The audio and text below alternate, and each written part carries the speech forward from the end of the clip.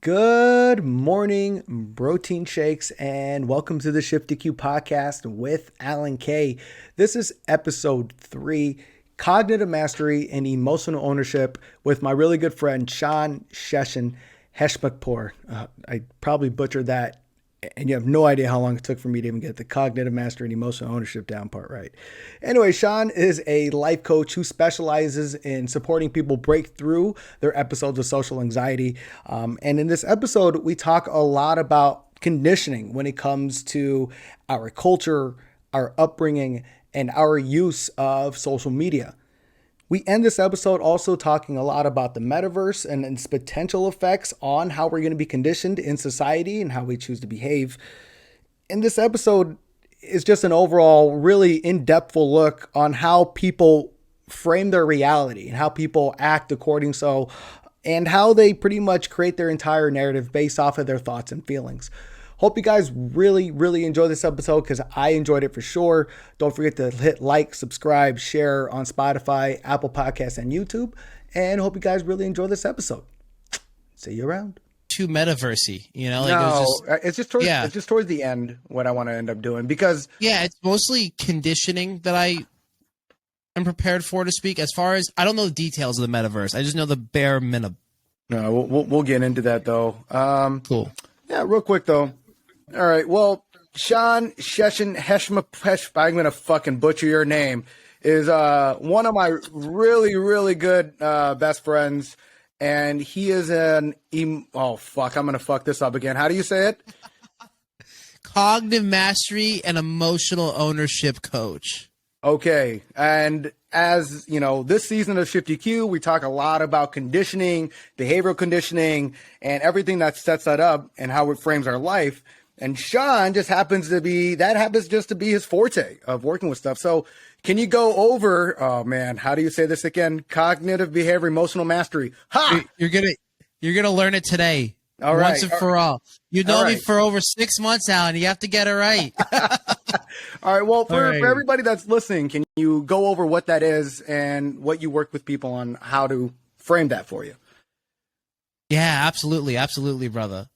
So cognitive mastery is the ability to be able to understand your thoughts, raise awareness to your thoughts, and be able to put in the thoughts that serve you and the results you want out of your life. Ooh, okay. So that's what cognitive mastery is.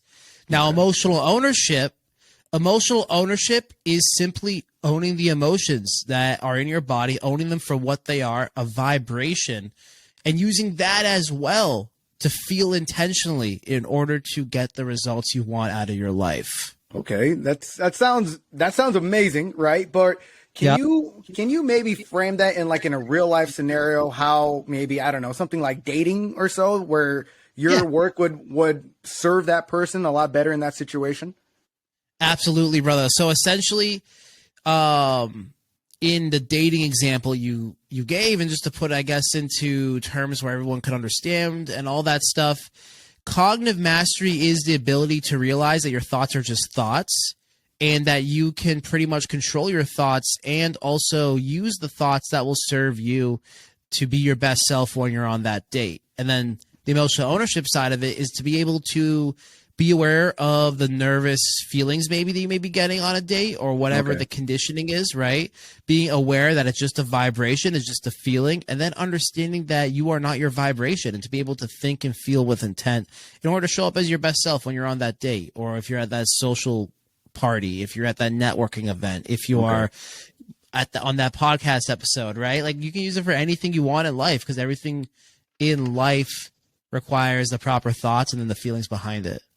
So if I'm reading you right, what you're saying is like our thoughts and our feelings dictate how we decide to show up.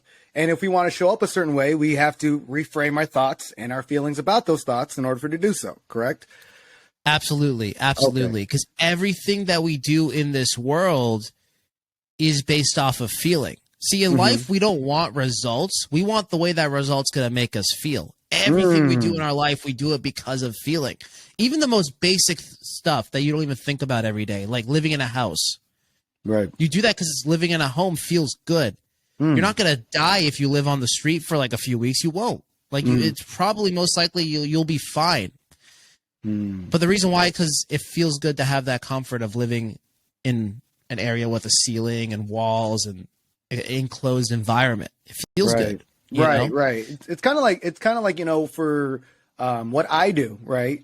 With regards to working with people on their weight, it's not about the 15 or 20 pounds. It's how it makes you feel when you lose 15 or 20 pounds, or how it makes you show up when you don't have that extra 15 or 20 pounds. And yeah, I love that. And I love that you're working with this, at least on a platform that's outside of just the gym, right? Yeah. So of all, I guess of all the clients that you work with and everything, what's been like the most common, I don't say problem, but most common circumstance that you run into and that you coach people through? Yeah. And I love that question. It's a lack of ability to trust themselves. Ooh, can you talk a little bit more into that? I like this. Yeah, absolutely. And it actually, like, I love it because that's exactly where I was before I started becoming a coach and before I got coached on this topic. So essentially, we are taught and conditioned by society that we are supposed to make decisions with our mind. And I'm here to say, scratch all that out. Throw all that shit in the garbage, because that's not true. Okay. We're here to make decisions for ourselves based on the way we feel about it. Based on that reaction we get in our gut, that pull, that push that we get through the world of energy, through the world of vibration. Okay. So essentially, when someone doesn't trust themselves, it's because they are letting their mind be the driver of their life, not their soul, not who they are as a person. Okay. Can you give, all right, so yeah, can you give like a real specific example? Like maybe like, is it like when like timid guys trying to approach a girl, but they already self-defeated themselves before they even go up there, so they show up like that? Is that kind of like an example of what you're talking about? That's definitely one out of many, yeah. So, you know, a man who doesn't trust himself when approaching a woman, it's because he has a lot of self-doubt and he's using his mind rather than who he is. See, when he sees a woman that maybe walks by him or maybe even gives him some sort of friendly invitation, like sits next to him at the bar, brushes by him, maybe a little smile, hey, what's going on? Whatever it could be, right? Right. When the guy is more in tune with his body, he's just following his energy. Oh, okay, maybe she's cool, maybe she's not cool. Doesn't really matter. Let me just feel this out. Let me say what's up. I'm open. But when a guy is more in his head, he's really focused on the outcome. He's focused on, oh, well, this person could be my wife, or maybe I can get laid tonight, or whatever. You know, and they put a lot of pressure on themselves. And then what happens is they're in their head instead of their body. And when you're in your head instead of your body, you're not confident. You're not grounded. You're not being yourself. You're behaving in not self behavior because your mind wants to impress that girl, right? Your mind wants to maybe like do the little game of push and pull, right? That you learn in dating and all that stuff. Right. But in an unhealthy manner, not like in the healthy manner of push and pull, but like the actual unhealthy manner, right? And what happens is they aren't really acting like themselves, and maybe they fumble up a little bit. Maybe they close off themselves more because they don't want to deal with that confrontation or whatever it could be. Or maybe they are overly too much themselves, right? And like kind of scare her away. But like, yeah, they're like not self-behavior comes out in many different forms. So like the girl is one example. Even just like simple stuff like deciding if you want to sign up with a coach or not. That's a huge one, actually. And I'm not using that just to like market ourselves, but I think this is actually a really good example here. People want to focus on, well, I don't know if I can afford this. All right, what can I do to afford it? If you really want to do something, you're going to say fuck it and do it. You don't care how you're going to get there. You're just going to do it, you know, because it feels good to you. See, when you're operating off of logic, off of the mind, you're operating off of your conditioning. Oh, well, you know, I make this much a month, so technically I'm not supposed to spend this much. You're creating all these stories created by society of what it means to be wealthy and what it means to not be wealthy and all this stuff. But at the end of the day, money's abundant, you know? Right. When you treat money like it's scarce, you got to be tactical a bit on how to spend that money. You're operating with your mind, not with who you are. Right. So where do you think that comes from? We're conditioned to be logical and not through our feelings or so, or not be intentional. Where does that come from?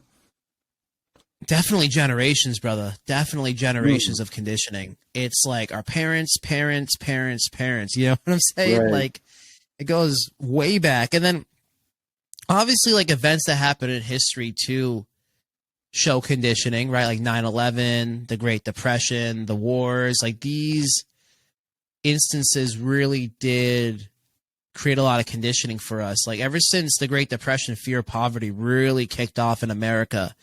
And it created all this, we got to like really save our money and be scarce with our money because, you know, fear of poverty. That's the only reason why people don't live the way they want to live, because of finances, right? That fear of poverty. This illusion of poverty. I got you. So now I like what you're saying here with regards to different circumstances that have now conditioned us to approach things in a certain way. I would say right now, the biggest conditioning that we're experiencing and that we're going through is that of social media, right? Yes. Like social media, I feel like it now has just driven us to like, all right, this is what happiness looks like. This is what fulfillment looks like. This is what empowerment looks like. Trying to make it a destination when emotions can't really just be depicted by an image or just by a small video clip, right? In your experience, what are some of the biggest conditioning things that you've seen with regards to social media and people? The amount of information that can be consumed in a day. Ooh, so okay. in just 2020 alone, I believe, the most information in the world was uploaded or like published or something like that. In the like, it was like the most information uploaded in history ever. In 2020? Yeah, 2020 or 2019. Is that because of COVID and everybody got fucking bored or something, or what? No, it's just because you can post information. I mean, maybe COVID boosted it with people online. Like, yeah, that's definitely a correlation, right? Right. But it's because we have so many platforms to post nowadays. We can post on everything, like literally, and that's like what Web 2.0 is all about, right? Posting, sharing, engaging with the internet, not just using it as like a one-way thing. It's more of like a two-way thing, right? You can upload, and that can be consumed by another individual all over the, you know, anywhere in the world. So with social media and all these different platforms, yeah, like it's just, think about it. It's like you can just consume so much information in a day, and all that information you consume creates a certain emotion in you. Right. You know, you can go from pissed off to laughing to sad to dopamine hits all within a span of like 2 minutes. Crazy, just right? scrolling. Oh my God. Yeah. It is nuts. The information and the emotions that you get through social media. Even like, let's say, you know, for me, I disconnected from politics altogether, right? Just blocked all those pages and everything. Because even if I don't even engage on a post, if I see something about Trump or conservatives or Biden or, you know, vaccine, and just even that little instance of a trigger is still a trigger, and it causes your emotions to flare. So I've just avoided it altogether. Man, it is interesting, like you're saying, though, like how everybody uploads to this. And it's like we live in a society now where what people think of us is what matters more than what we think of ourselves in that aspect, right? And I mean, look I'm guilty of this. I'm guilty of posting shit online with a certain filter and a certain like quote, like that has nothing to do with that photo, right? But it's like we all do it. I don't know. It's so weird that we have this disconnect and connect of understanding that, hey, this is an impressionable world, but we're not always about that impression on a regular basis. But we accept that commodity for what it is, right? Yeah. I don't know. It's just always interesting. But well, again, it isn't about the posts that are bad. It's your relationship with the platforms, with the posts, with what's going on. Because at the end of the day, I mean, look, there's a lot of good in social media too, right? It's without social media, you can't connect with the people you want to connect with, share, inspire, create. There's a lot of cool shit that's been put out there with Twitter, Instagram, YouTube, right? Facebook.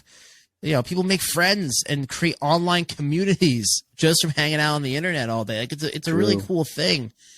The thing is, though, it's your relationship with it, right? It's just the amount of it that can be dangerous, because And I'm sure like just from like a health perspective, it works the same way. So for example, back when fast food was a thing in like the 50s, it was like new, McDonald's was opening and all this stuff, or was becoming a bigger and bigger thing. People were eating fast food all the time because they didn't know that it's bad for your health. And then by the time like the 70s came around, the health movement kicked in. People were starting to be more conscious of their weight. They're going to the gyms. You know, their people are marketing and selling like cute little outfits to go work out in and all this shit, right? Because people were realizing, oh, like this is bad, right? This is like unhealthy if I have too much of it. And we're starting to slowly realize that with information too. You can't just binge information all day because it takes away yourself and you lose a sense of your own, of just being, of who you are. So now we're sort of understanding that, and we're starting to talk about how offline time is good, having a little fast from social media is healthy for you, being able to be aware of who you're following and what you're consuming. You know, this is starting to become like conversations people are slowly starting to talk about now. Right. I like what you're saying here. I want to backtrack it because let's look at the positives that you're saying, right? You were just saying, you connect with people all over the world now based off of common interests. Like, for example, you and I are close as hell, and I've never physically met you, right? And you're across the country. Right. And so I think from that aspect, if you approach the internet for the connectivity and for the outreach of creating community, I think it does highlight your individuality because you can find way more people to connect with that you can relate to on this, you know, like for us on this emotional ownership level. Man, I finally got that right. Thank God. Anyways, man, I get my fucking purple star for the day. But yeah, it's interesting as long as we handle it and we take it that way. But it seems like these days people like being triggered. People like, you know, talking about, I remember when I lived in LA, one of the things one of my buddies used to like, you know, all about politics, all about everything, goes, you don't know what the fuck's happening in Georgia? I'm like, why do you care? We live in Los Angeles, you know what I mean? Like, this doesn't affect you. And reality is you're listening and reading from a biased news source. So you're like actively choosing to be upset, understanding, A, you know, there's a narrative attached to it. B, you know, it's like fabricated with regards to the truth, but you still decide to get triggered. But I see that more often than not, you know, like, I don't know. What's your take? Do you see that same kind of thing or what? Yeah, I think people find a lot of comfort in being upset about something. Why is that? Because it's familiar and it's easy. Ooh, are you saying? Well, hold on. Let me say this. Are you saying that we're familiar with being triggered and being negative and having that negative? Whoa, where is that? Where do you think that comes from? From a lot of conditioning and from a lot of unhealed insecurities from childhood and all that. Wow. That's what conditioning is all about, right? It's about taking on stories from your environment, and a lot of it doesn't serve who you are, but your brain entertains it to feel safe, essentially, to make you feel this false sense of safety, false sense of belonging. Wow. You know what's crazy? So false sense. I heard an interesting theory a while back ago, right? Which is that we're all derived. There's two kinds of people in the prehistoric era, right? One that goes, ooh, there's a volcano, I'm gonna go fucking touch it, right? The adventurers don't give a fuck. But the people that survived, and then was, oh, what the fuck is that? And we're gonna run away for safety. And we are generations into that mindset of running to safety.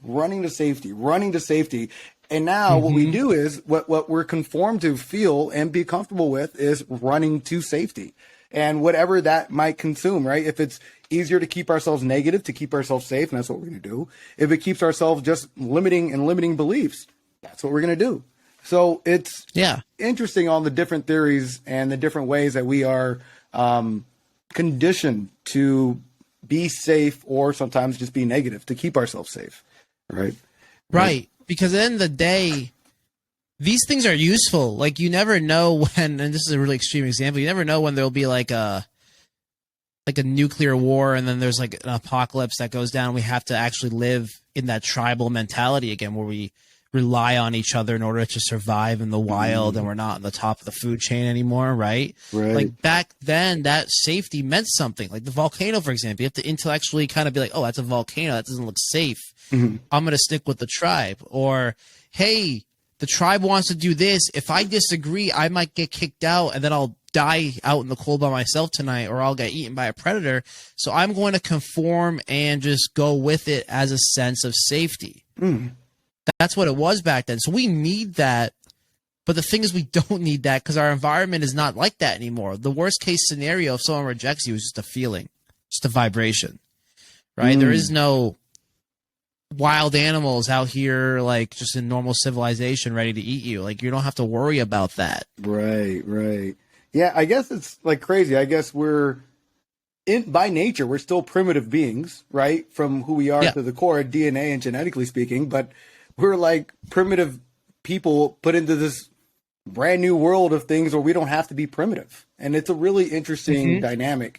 So now let's fast forward this. You talked about Internet 2.0, right? And just for the listeners here real quick, I'm going to go over what Internet 1.0 used to be like the AOL, the chat rooms, just like writing things, right? Internet 2.0 is what we have right now with regards to social media, uploading videos, uploading photos, DMing left and right. But now we're about to go into Internet 3.0, which is the metaverse, the NFTs, the Bitcoins, like the crypto world. Yeah. I'm really curious as to, I guess, what you think on how, I don't want to say how we're going to be conditioned, but how the metaverse is going to condition our perspective of life and how our day-to-day happens. Like, what do you think is going to happen when it goes into that? Well, when it gets deeper into that, people are going to have a lot of lack of sense of security, I feel like. Ooh, can you dive into that? Lack of sense of security. Yeah. I feel like people are going to be less and less confident at an early age.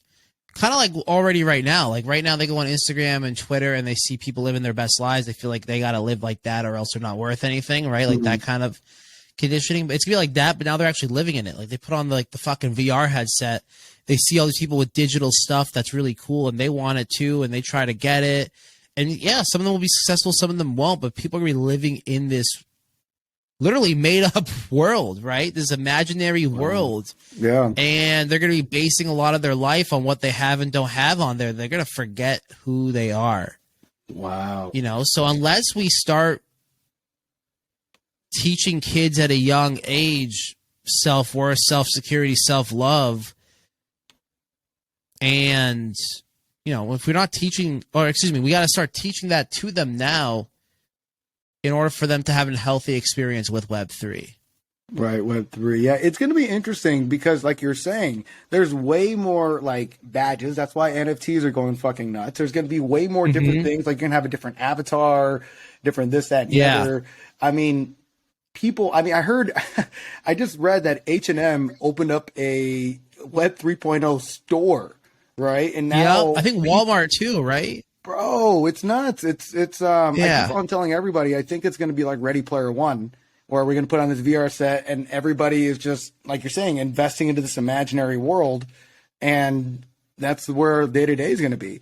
You know, I always think it's interesting because, in my opinion, I think that life is a stimulation of your five senses in every single day, right? If you think about like human interaction, you know, it causes dopamine things to run through your body. Touch in itself is a touch. Our thoughts and our feelings that go along with hearing things, smelling things, right? And so if you could simulate all of that, right, in a Web 3.0 world, I can't help but to wonder, especially if it stimulates more than everyday life.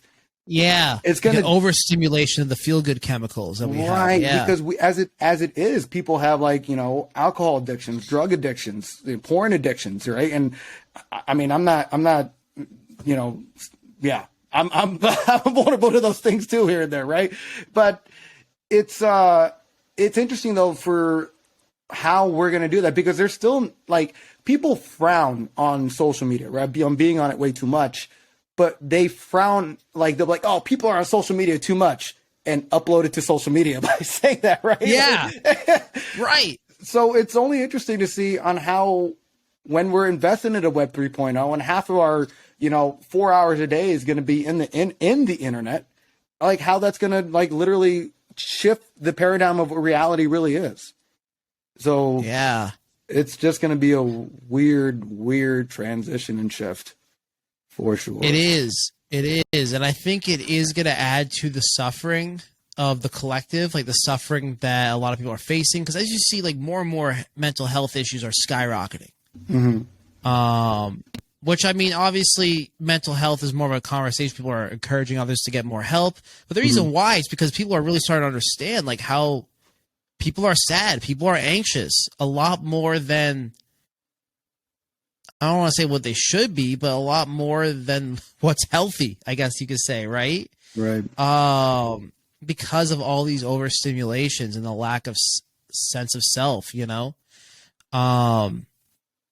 I don't know, but maybe that's what this world needs, though. Maybe we do need to wait for that crash and burn to happen until we finally start waking up as a collective. And it sounds kind of like fucked up when you word it that way, but that's my opinion, though. Like maybe we do kind of need this overstimulation of internet and watch society kind of like crumble in order to regain and start having healthy conversations about how to use this stuff, Right. I mean, I think you're absolutely right, though. Like, I don't think those crash and burns are negative. I think that in theory and during when you're going through it, it's kind of hard not to be like, oh my God, I'm fucking like, we had this worst breakup of our entire life, blah, blah, blah, blah, blah, blah, blah.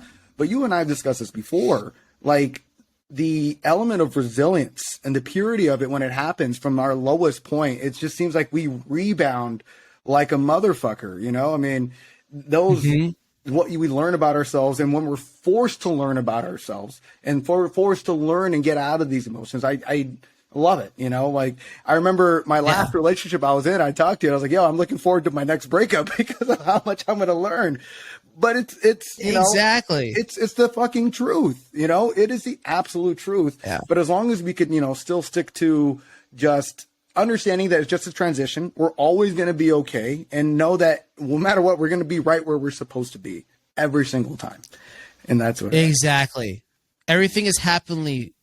Everything is happening perfectly for us, right? That was hard for me to say for a minute. Everything is happening perfect for us, purposely for us. That's amazing. All right. Well, hey, Shawn, I really do appreciate your time. Fucking love you long time. You have anything else you want to add into this? Oh, what's your website? Instagram, Twitter, what are all those handles and everything? So no, thank you. I appreciate that. And thank you for having me on, Alan. For real. It's been a long time coming for me to show up. I definitely would love to be a guest on here again, man. Like you're doing great work. And I know you've been really consistent with the podcast lately, for real. Like I know you've been loving it. So thank you so much for that. Dude, thank you, man. Thank you. As far as the website, so my coaching is Sheshn Life Coaching, and you can find it at Sheshn.com, SHESHN.com. The website is getting a facelift right now, and you can find me on Twitter and Instagram at Sheshn94. Outstanding. All right, Shawn. Well, thank you so much, and thank you for that feedback, man. That really does mean a lot. I appreciate it. But all right, guys, thank you guys so much for tuning in, and I'll see you guys next week. Thanks for listening. If you're interested in working with Alan Kay and ShiftEQ, go to calendly.com/ShiftEQ or email him at shifteqllc@gmail.com. You can also visit the website at shifteq.org. Thanks for shifting in. Until next time, shift your soul, shift your body, shift your world.